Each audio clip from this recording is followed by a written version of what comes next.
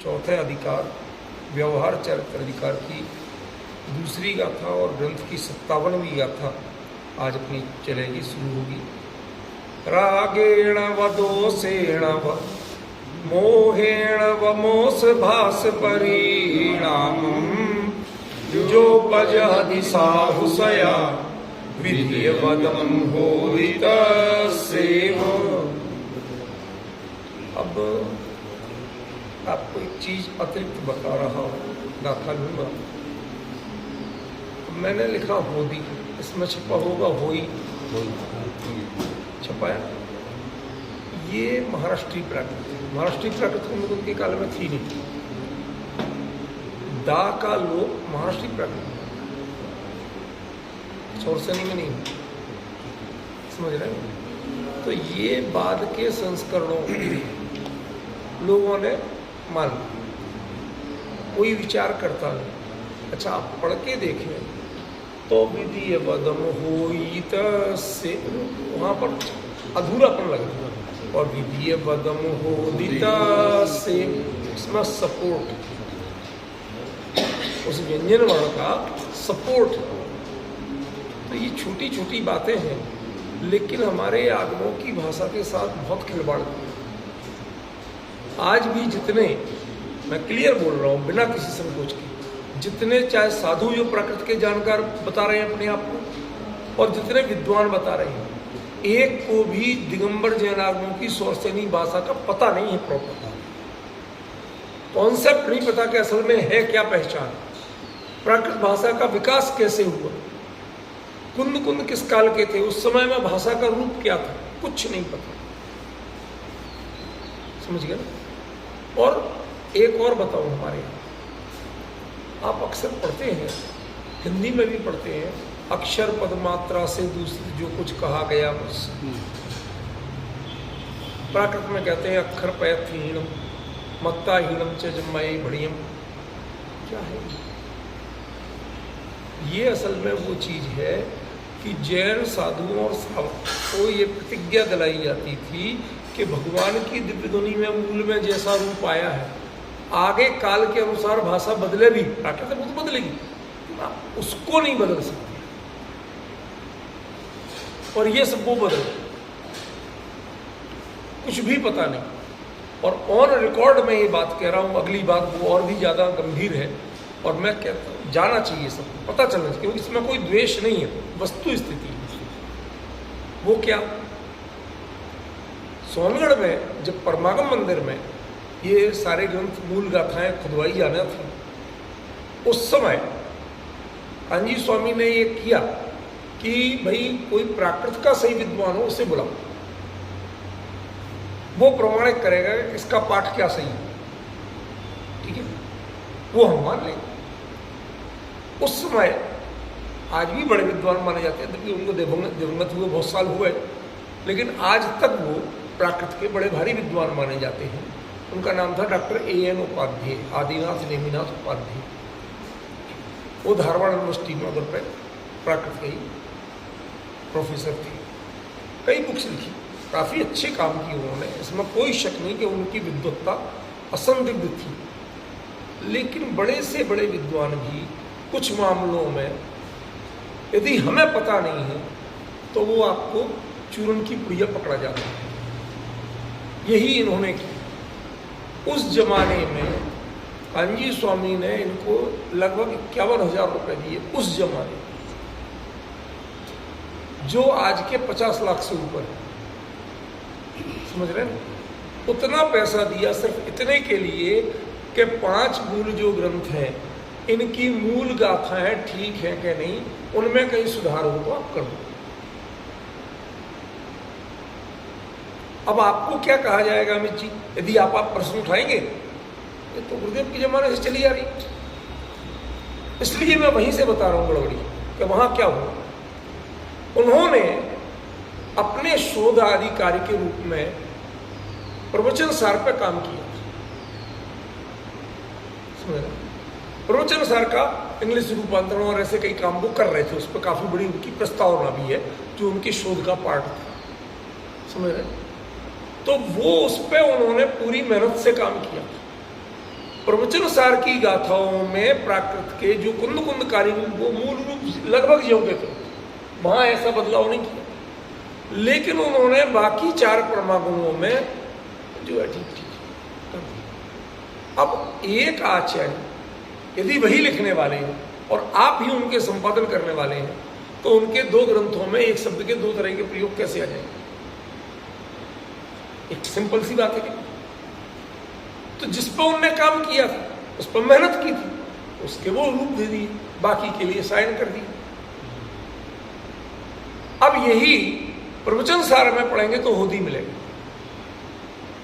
और नियम सार में हो ही होगा। अब कुंद कुंद 2 तरह का प्रयोग क्यों करेंगे? मेरी बात समझ में आ रही नहीं है? कभी कभी मैं विषयांतरित बात थोड़ी सी कहता हूं, लेकिन वो भी उस ग्रंथ और गाथा और आचार्य परंपरा से जुड़ी होती है सीधी, ताकि आपको पता तो रहे। और मैं ऑन रिकॉर्ड कह रहा हूं, ये देश भर में दुनिया में जितने पढ़ने सुनने वाले हैं वो जाने, और कोई कहे तो इस बात को कोट करे। पूरी दृढ़ता से कह रहा हूं, यदि एन उपाध्याय जी ने उस समय पूरी निष्ठा से काम किया होता तो 5 परमागुणों की भाषा एक जैसी, क्योंकि कुंद कुंद एक थी और आप संपादन करने वाले एक थे। 2 अलग अलग व्यक्ति आते तो अलग अलग रूप समझ में आते। समझ रहे हैं? प्राचीन पांडुलिपियों में भी ऐसे परिवर्तन मिलते हैं। देखो मैं आपको बताऊं कैसे हो जाता है। आपके परदादा जी जैसे लिखते थे या जैसे बोलते थे, क्या आप एक्यूरेट वैसे ही लिख और बोल पाते हैं? नहीं, अंतर तो आता ही है। आप अपने समय के अनुसार लिखते। पहले कई वर्णों की आकृतियां अलग ढंग से बनती थी, आ बिल्कुल अलग बनता था, ठीक है ना, और आज अलग बनता है, ठीक है ना। अब कई चीजों को जो आपने बदल लिया है, लिखने की स्टाइल वो तो बदली गई ना। तो पाद में जो पांडुलिपि की प्रतिलिपिकार होते थे, प्रतिलिपिकार माने एज ए प्रेस उस समय के, तो वो तो बहुत पढ़े लिखे होते नहीं थे, ठीक है ना। अब उनसे पूछा कि ये क्या होदी क्या है, उनके काल में हो ही चल रहा, अब वो हो ही है, और चलो उनने लिख के कोई नहीं। बात अंतर समझ रहे? जैसे आपको आज मैं नाम लेके दूंगा, हमारे मोक्ष विद्वानों में पंडित उत्तम चंद जी सिवनी वालों ने प्राकृत के साथ सबसे ज्यादा मखौल किया। उनको समझ, उन्हें पता नहीं था, प्राकृत पढ़े नहीं थे, तो जैसे ये तस्सेव है तो वो पता क्या करेंगे, उनके जितने प्रकरण है, प्रकाशन है, उसमें ये तस्सेव है। उन्हें पता ही नहीं है कि प्राकृत में 2 ये ऐसे डबल सा प्रयोग होते हैं, सा के साथ या ऐसा नहीं आता। और आई की मात्रा प्राकृत में, आई का वर्ण है ही नहीं प्राकृत में, और उनके सारे संस्करणों में मिले।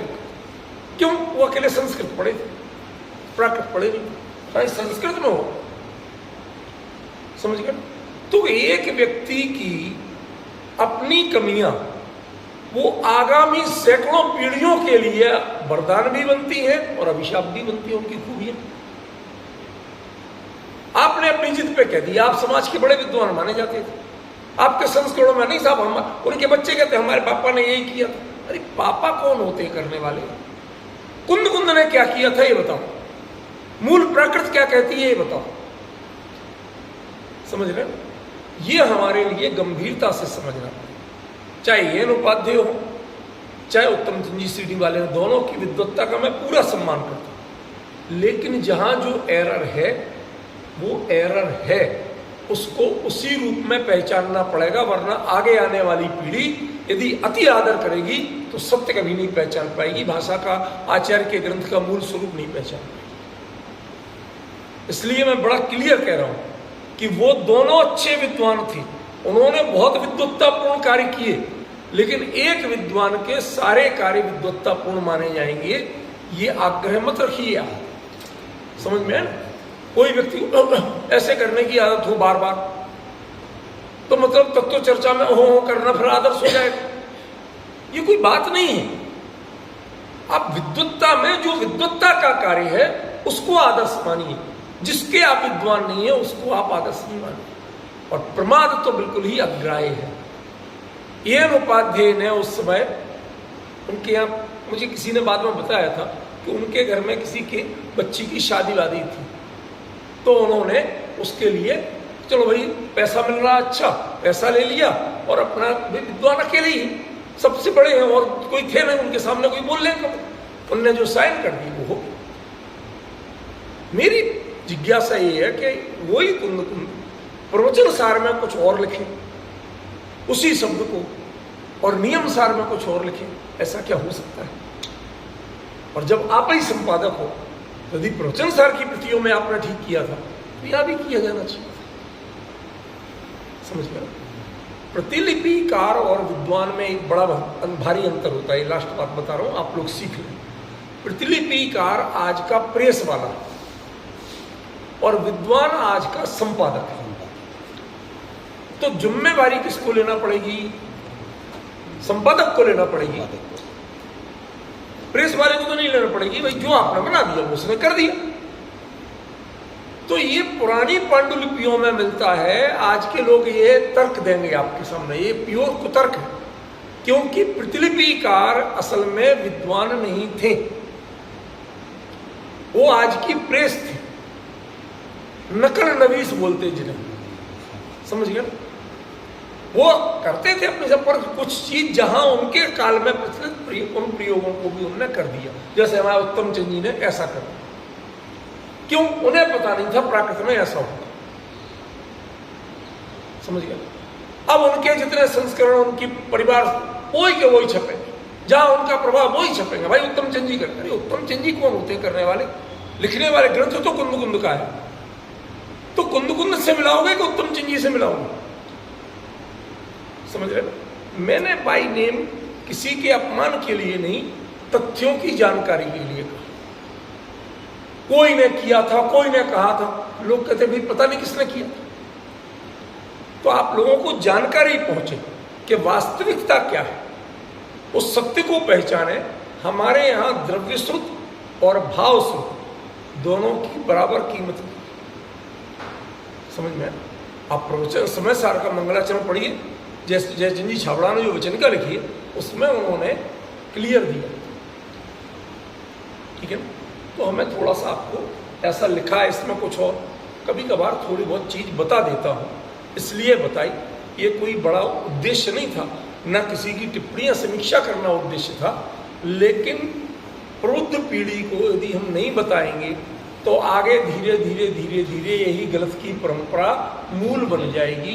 फिर कोई कभी पहचान नहीं पाएगा। जो जानकार डर के मारे बोले नहीं, कभी कोई ये समझेगा, बुराई समझेगा, हमारी बुराई होगी, ऐसा ये निंदा स्तुति नहीं है, तथ्य तथ्य है। समझ में? होने को ऐसा हुआ डॉक्टर साहब, कोई बड़े आज के प्राकृत महाराज कहलाते हैं अपने आप को, उनका एक पुस्तक प्रकाशित हुई, आप प्राकृत सीखें ऐसा वैसा। अब उसमें क्या तमाशा हुआ, किसी ने पढ़ ली, उन्होंने कहा खुशी की बात है भैया, घर बैठे प्राकृत सीख लेंगे, ले गए। अब उनको लगा कुछ अटक, तो उन्होंने हमें एक पेज की जरा सी चत्तारी मंगल पाठ की इतनी सी फोटो खींच के भेजी कि सर आप बताएं कृपया ये ठीक है क्या? मैंने कहा ठीक तो नहीं है। अरे एक बहुत बड़े महाराज है, उन्होंने पूरी प्राकृत के, वो तो बड़े भारी विद्वान कहलाते हैं, और उन्होंने प्राकृत की पूरी बुक लिखी है प्राकृत सीखने की। लेकिन भाई हो सकता है एक आधे पेज में किसी से भी, हमारे पुस्तक प्रकाशनों में भी अब कहीं चूक गए, या प्रेस वाले को दिया उसने करेक्शन नहीं कर पाए, चूक रह जाए। मैंने कहा उसे गलत नहीं मानो, तुम पूरी बुक भेजो। तुमने PDF भेज दी, एक पेज में एवरेज 40 गलती, एवरेज। मैंने माथा पकड़ लिया, हमने कहा ये कहाँ से प्राकृतिक विद्वान हो गए? किसने कह दिया है? संपादन आता नहीं, भाषा का स्वरूप आता नहीं, इतिहास विकास क्रम आता नहीं, सभी आज पदों से विद्वान बनने लगे। ध्यान रखना, विद्वत्ता पदों से नहीं आती, पद तो कई तिकड़मों से मिल जाते हैं। योग्यता शास्त्र के मूल स्वरूप को जानने से। अधिकृत व्यक्ति को ही करना चाहिए, दूसरे को नहीं करना चाहिए। पर इस समाज में, ये पैसे वालों की समाज है, चेले लोगों को जब कुछ भी फेंकने को तैयार रहते हैं, पैसे से प्रेस वाला छाप देता है। इस तरह से शास्त्र की हानि हो गई। समझ में आए, शास्त्र की हानि होगी। तो कभी मेरे को साल 1.5 साल बाद यदि समय मिला तो मैं जैन आगम, दिगंबर जैन आगमों की मूल प्राकृत क्या है, ऐसी क्यों है, उसको हम कैसे सीखें, इस पर लिखूंगा। अब अभी जो काम ऑलरेडी टेबल पे चल रहे हैं उनको नहीं बदल सकता मैं, सांसारिक परिस्थितियां हैं, क्रम तो देना पड़ेगा, तो वो करूंगा मैं। लेकिन ऐसी हड़बड़ी नहीं कर सकता कि 4 लोगों से इकट्ठे करके बीन बटोर के और अपने नाम से छपवा दी। ये छपवाने की हड़बड़ी नहीं करना चाहिए। छपवाना बहुत बड़ी जिम्मेवारी है। आगे आने वाली पीढ़ियां उसको आपको या तो आपको बेवकूफ कहेंगी, और यदि आपको प्रमाणिक विद्वान मानेंगी तो गलत पाठ को प्रमाणिक मानेंगी। इसलिए छपाने के पहले बहुत सावधानी रखनी चाहिए। चलिए अब गाथा लेते हैं। रागेण व, अब देखो अमित जी, इसमें ये जो व है मूल में प्राकृत में इसको वा लिखा, वा माने अथवा, इसी ग्रंथ में मिल जाएगा और कई जगह मिल जाएगा। तो यहां पर छोटा क्यों कर दिया? 2 जगह की वही किया कि नहीं किया? इधर भी किया। ये कुछ नहीं है, छंद अनुरोध कहते हैं। पैकिंग लगाते ना, पैकिंग, और कहीं ज्यादा लग रही हो तो उसे हल्की भी करते हैं ताकि टेबल हिले नहीं, यही उद्देश्य होता है। पैकिंग कोई अपने आप में महत्वपूर्ण चीज नहीं कि है, ज्यादा हो रही, वही पैकिंग इस साइड लगी थी, अब टेबल घुमा दी, अब वहां फर्श का लेवल अलग है तो वहां वो पैकिंग निकालना पड़ रही है, अब इस पैर के नीचे लगाना पड़ रहा है। अब आप तय कर लो कि इसी पैर के नीचे लगाना, दूसरे के नीचे नहीं लगाना, तो आपकी टेबल हमेशा हिलती रहेगी। पैकिंग के मामले में आपको फ्लेक्सिबल होना पड़ेगा, समझ गए? यदि डायरेक्शन चेंज करोगे तो पैकिंग की जगह बदलेगी, क्योंकि टेबल तो छोटी बड़ी हो नहीं रही और फर्श सीधा हो नहीं रहा, समझ गए? ऐसे ही आपके लिए मूल चीज क्या है? शब्द और छंद। छंद में जब मात्रा बढ़ रही होती है तो वो ऐसी घटा देते हैं, बैलेंस कर देते हैं, और जब घट रही होती है तो बढ़ा देते हैं। ऐसे ही प्रयोग चलते हैं, जैसे ये जो णा है ना, इस णा को णम बनाने को तो बिंदी रख दी, एक मात्रा बढ़ गई, बिंदी हटा दी, एक मात्रा घट दी। तो ये सब छंद शास्त्रीय चीज है, इनको भाषा शास्त्र पर मत रहे, ठीक है ना? तो अर्थ वही का वही रहे, चाहे वो वाह हो, चाहे वो वाह हो, चाहे वो णा हो, चाहे वो णम हो, ठीक है? अर्थ वही का वही रहेगा, अर्थ नहीं बदलेगा, ठीक है? अब क्या हुआ? रागेण व, राग से अथवा, दोषेण, द्वेष से, अथवा मोहेण, मोह से। मतलब मोस भास परिणाम, मोस माने मृषा, मृषा माने झूठ, और भाष माने बोलना। नरेंद्र बाबू क्या हुआ? मोश माने मृषा, मृषा माने झूठ। देखो आपको नहीं हो रहा क्लियर, मैं बताता हूं। ये जो री होता है ना, री को आ, ई, ऊ और लो 4 आदेश होते, ठीक है ना? अब जहां आ होगा तो मृषा का क्या बनेगा? मसा, ठीक है ना? जहां ई होगा वहां बनेगा मृषा,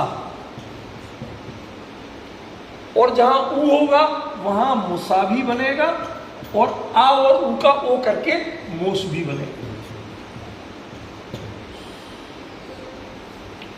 ठीक है ना? है शब्द वही, मृषा माने झूठ, ठीक है ना? मृषा भाषण मत करो, मतलब झूठ मत बोलो। पुराने जरा शास्त्रीय प्रयोगों में यदि ऐसा मिले तो अब आप पहचान तो सकोगे कि मृषा माने क्या है साहब? झूठ। तो जो मोस भास परिणामम, मृषा यानी झूठ बोलने का जो परिणाम है, मृषा बोलना, इसको नहीं, इंपॉर्टेंट चीज क्या है?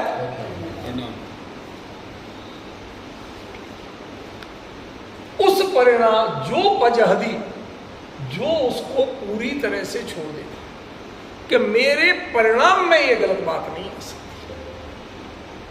मैं खोटा दृष्टांत दे रहा हूं, लेकिन बिल्कुल सीधा चोट करेगा ऐसा।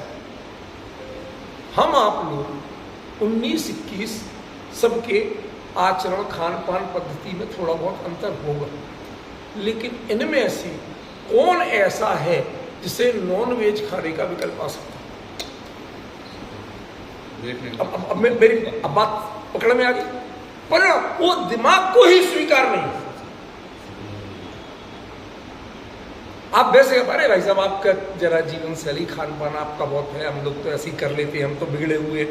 ऐसे बोलने वाले भी क्या ऐसे बिगड़े हुए हैं? डिफरेंस समझ में आ रहा कि नहीं? वो परिणाम माने विचार को ही स्वीकार नहीं, सोचा नहीं जा सकता। नहीं बोलना और संभल के बोलना ये सत्य नहीं। गलत नहीं बोलना या संभल के सही बोलना ये सत्य नहीं है।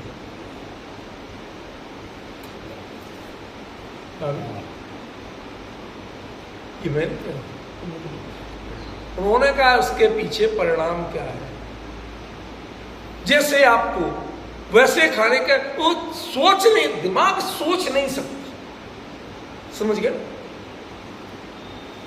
जैसे डायबिटीज वाला यार कभी मिल जाए तो खा, वो जैसे वो जानता है कि हमारे लिए जहर है, फिर भी वो चोरी छिपे, उसको भाव तो आ सकता है, लेकिन आपको आ सकता है? नहीं आ सकता। ऐसे जिसके परिणाम तक को किसी भी रूप में राग से, द्वेष से या मोह से झूठ का परिणाम जिसे स्वीकार, जो पजहादी बिल्कुल पूरी तरह छोड़, जहादी माने छोड़ देना और पजहादी माने पूरी तरह छोड़ देना, ठीक है ना? साहू साधु, ये ग्रंथ किसका है? अपन शुरू से कह रहे कि नहीं कह रहे? ये मुनिराजों का नियम संलेख है, ठीक है ना? और सया, अब देखो क्या अंतर पड़ा। सया माना होता सदा, हमेशा के, तो इसका मतलब नियम संलेखना के पहले थोड़ी बहुत गुंजाइश रहती थी। मेरी बात समझ में आ रही? वो आप प्रश्न तो करो, यदि नहीं करोगे तो भाई साहब कभी आचार्यों के मूल ग्रंथों के एक एक शब्द से और एक एक उनके अभिप्राय से और तो कोई इतनी डंके की चोट उस पर जुड़ के बोलने वाला है, और यहां भी नहीं हो पाया तो फिर समझ लेना यहाँ कितने सालों तक कब कहीं मिल पाएगा या नहीं मिल पाएगा, कोई चांस नहीं। हम आप आखिरी पीढ़ी मान के चलो, यदि ये चीज चली गई तो आगे भी सोच लेंगे, लोग पढ़ लेंगे, समझ लेंगे, कोई सुन लेंगे। अदरवाइज यदि अभी छूट गई तो आगे अंधेरा है। क्यों? क्योंकि भाषा लोग जानते नहीं, सीखने को तैयार नहीं। जो सीख रहे हैं वो ऐसा सीख रहे हैं जो आचार्यों की आगम की मूल भाषा है ही नहीं, और वही सब पढ़ा रहे हैं। मैं दृढ़ता से कह रहा हूं 100% जो जैन दिगंबर जैन विद्वान, दिगंबर जैन आचार्यों की स्वरसनी प्राकृत नहीं पढ़ा, उनकी बुक्स में नहीं लिखा है। कल किसी ने हमसे फोन करके पूछा, भाई साहब हमें वो प्राकृत सीखने वाली, अपने आप प्राकृत सीखने वाली किताब चाहिए।